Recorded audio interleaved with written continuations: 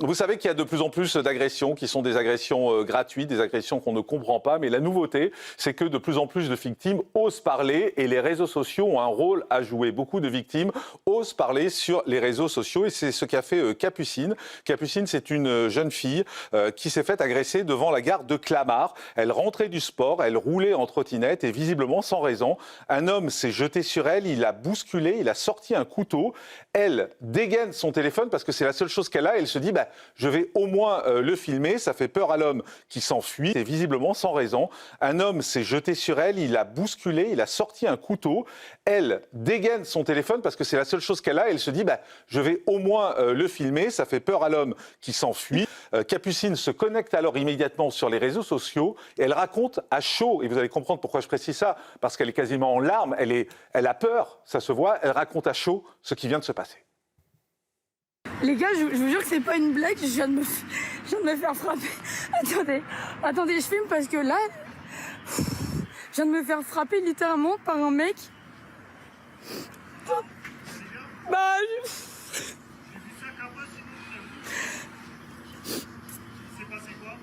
Mais rien, je sais pas, il m'a couru après, il m'a frappé, il m'a foutu à terre, j'ai pas compris. Hein? Oui, mais j'ai pas compris en fait. Et en fait, quand j'ai commencé à sortir mon téléphone pour le filmer, il est parti en courant parce qu'il a eu peur et je sais pas. Donc ça s'est passé devant la gare de Clamart. J'étais en trottinette, je rentrais de la salle de sport, il était 21h15. Un mec arrive par derrière, pendant que je suis en train de rouler en trottinette, m'attrape le manteau, la manche, ça va très vite. Déséquilibré, je reste debout, mais voilà, je descends de ma trottinette. Il me chope le callback. Donc vraiment le manteau, j'ai un manteau qui remonte très haut, il me le chope. Il était très grand, très musclé. Je me sens presque quasiment décollée du sol.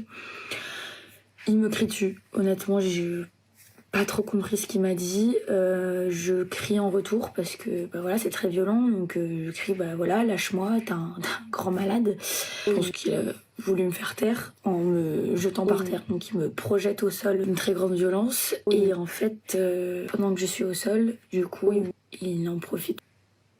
Sortir un couteau, une lame, je sais pas trop ce que c'était, de sa chaussette. Et je prends mon téléphone.